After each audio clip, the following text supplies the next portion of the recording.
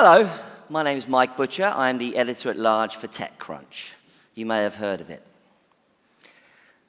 So, I'm from London, and I'm here to take you through a little bit of a vision of the future and to understand where we are at the moment and where we're heading. Are you ready? Sounds like you might be. Right. Let's have a little look. You know about Ex Machina or Ex Machina? I can never get that right. Lovely movie. Oh, look, I can see the back of my head. Marvelous.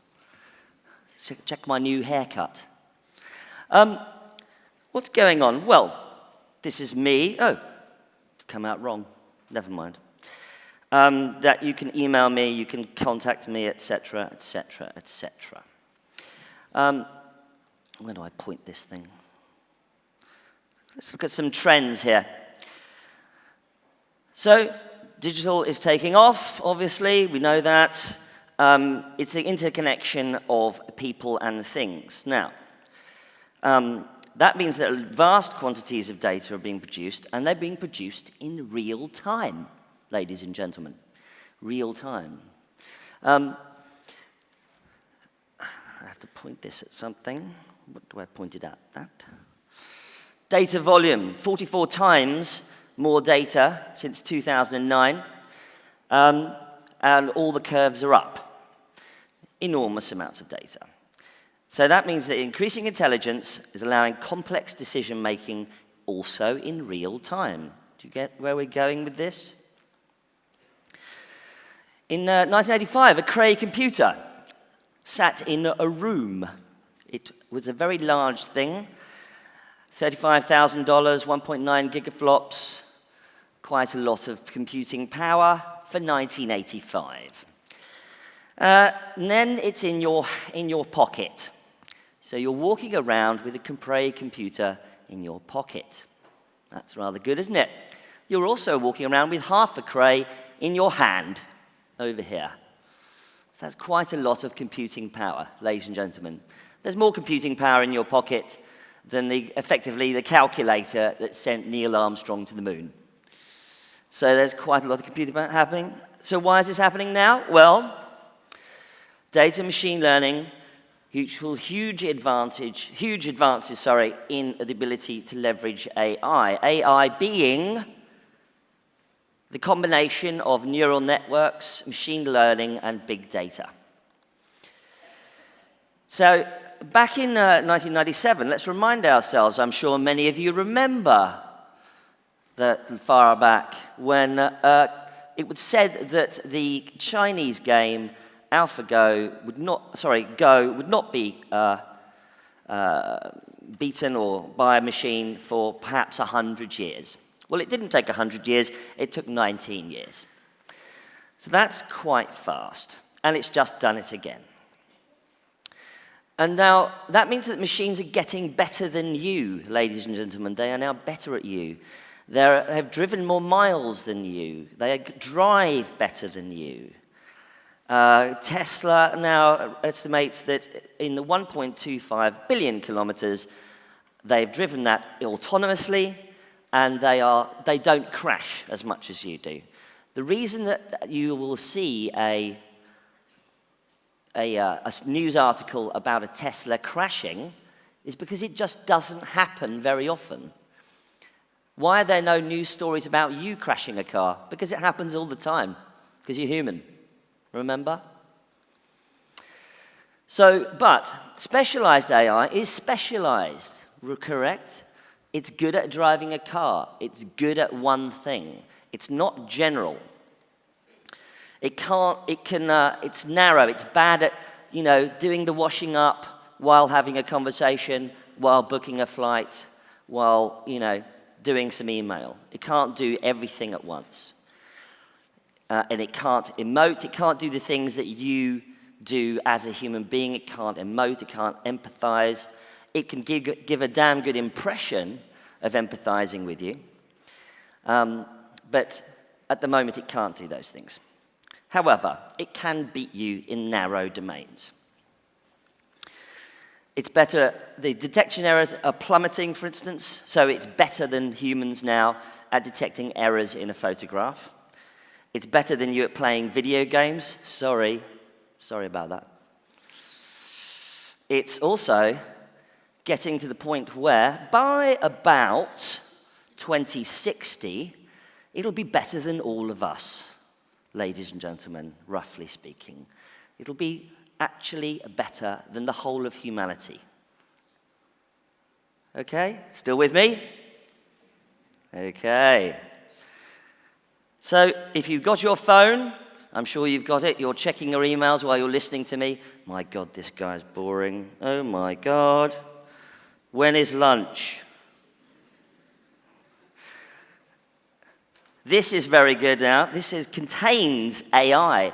You remember when people text you and they say, let's meet for lunch next Tuesday, and lunch next Tuesday is underlined? That's a little AI neural network cycling away, realizing that it just said, lunch next Tuesday, let's underline it, and then you can click on that and put it in your calendar. There's a little man inside your pocket, ladies and gentlemen. Feels good? So this means that startups can play with this. It means that AI is available to any startup to create something. It means there's an explosion now in AI-driven startups. 900 startups using AI in Crunchbase. 6 times venture capital investment in 2011 to 2016. A peak of investment in 2015, which was only bettered in 2016. The figures aren't out yet. That means there's an AI lock-in loop, ladies and gentlemen. Write that down. Lock-in loop. AI makes better products, which leads to more data, which improves the AI, which makes more profit, which is pumped into the AI, which makes better products, ladies and gentlemen. Get it? That means that AI has been weaponized, totally weaponized. If you are a business and you're not leveraging AI now, you are in trouble, to put it politely, because the business that competes with you, that has leveraged AI, will beat you, because they have applied exponential technology to their business, and you haven't. Still with me? Now, I don't know if this is going to play. I don't think, unfortunately. Well, it's more subtle than robots with guns. It basically means that it's now in your home, okay? That's going to be fun. It's already there, and it's already arriving in Google Home and in Alexa. Now, here's a nice little demonstration. If you smile at the AI, it'll give you a candy. That's a nice vision of the future. Humanity, please feed me. Smile. Out comes the food. Who's seen The Matrix? Yes. So it can read your moods. Now, other implementations of AI. AI as UI. What's this? It's a chatbot called Clio. It's raised rather a lot of money, and others like it. It'll help you with your money. How much is in my bank balance? Well, Mike, you don't have no money. You're screwed. Okay, thanks. Some of these guys have raised a lot of money, $36 million for the Digit, for instance.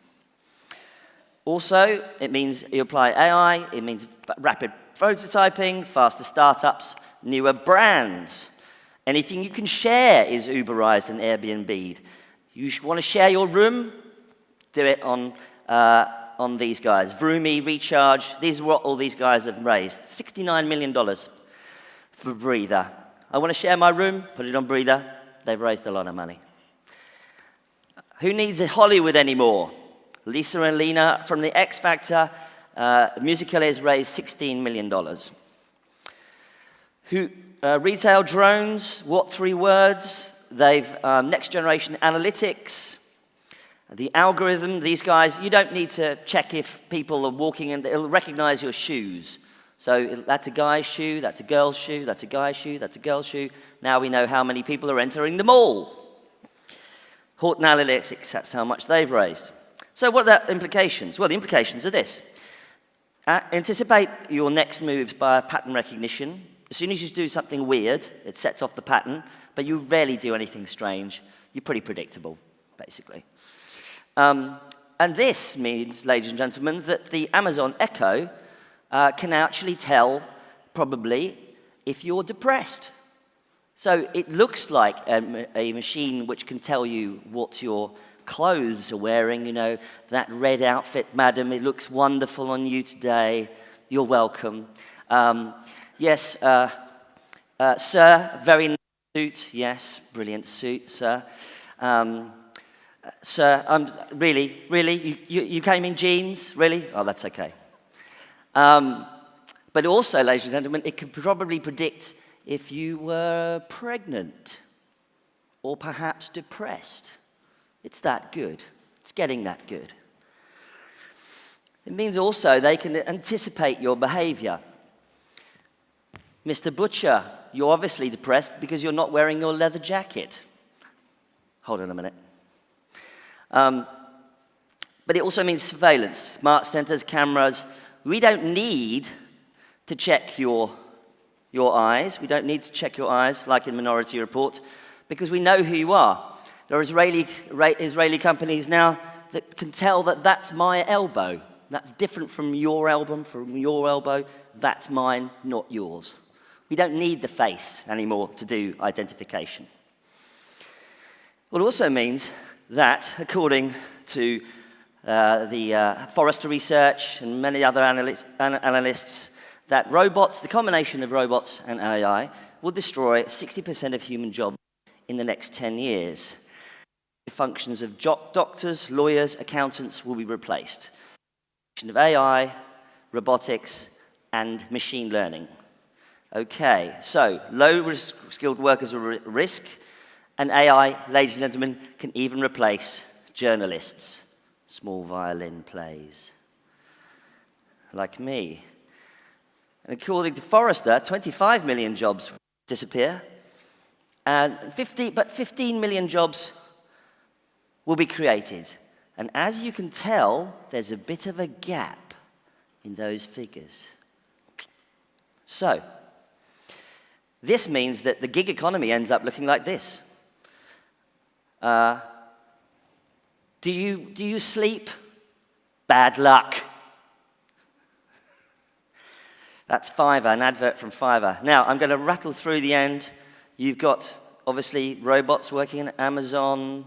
So it means we've got to retrain. Are there any politicians? I think you've heard from a politician, haven't you, earlier? Right. Here's a note to our politicians. You've got to retrain human beings. You've got to be creative, because artificial intelligence and robots cannot be creative. And we also have to look at something called the universal basic income. Here's your lot of money, go away, okay? No more benefits, just give them the money and go and be creative. But, ladies and gentlemen, I'm very happy to announce that the future is arriving, so you can relax. Yes, there will be flying cars. This is Lilium from Munich. Uses something called electric distributed propulsion, ladies and gentlemen, which means that flying cars and taxis will arrive. You've also got your delivery, and your lunch will be delivered by little ground robots. This is the Starship Trooper from Estonia. We've got, this will be doing your washing up. You're looking forward to that? Super cool, isn't it? This is the Boston Dynamics Spot. It's called Spot, not dog, but Spot, and helps you out with your washing up.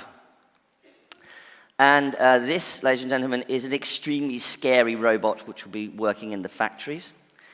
And also, the great thing is that robotic trains, what you do is you drag the train up a hill for about 4 miles, and then in the nighttime you let it go, and it does recharging as it goes down the hill and produces electricity. That's being demonstrated, tested right now. And the other thing is that AI now in your hand, as I said, but Bixby will use your accelerometer in your phone to work out patterns of behavior and help assist you in your life, which actually could be helpful for some people, probably me. And what else is going on? Well, I told you about computer vision. Well, what do you think Snap is? They say they're just a bit of fun. Well, it's a camera, right? They're going to work things out with that camera, and you're going to be wearing it for them. And what happens next with this in our ears? Well, why don't we put a camera into our ear, and it can tell us things about the universe as we walk around? This is from Baidu project that you probably won't wear this on your head, but it'll get smaller, and eventually it gets sexy. Oh yeah, looks good, huh? Looks really good. How about this? Maybe not this, but maybe this. Looks good, yes. Fashionable, yes. With a camera, yes. Talking to you, yes, in your ear. Ladies and gentlemen, and it gets better and better. So, that's from me. My time is up. I must depart to the AI future. Goodbye.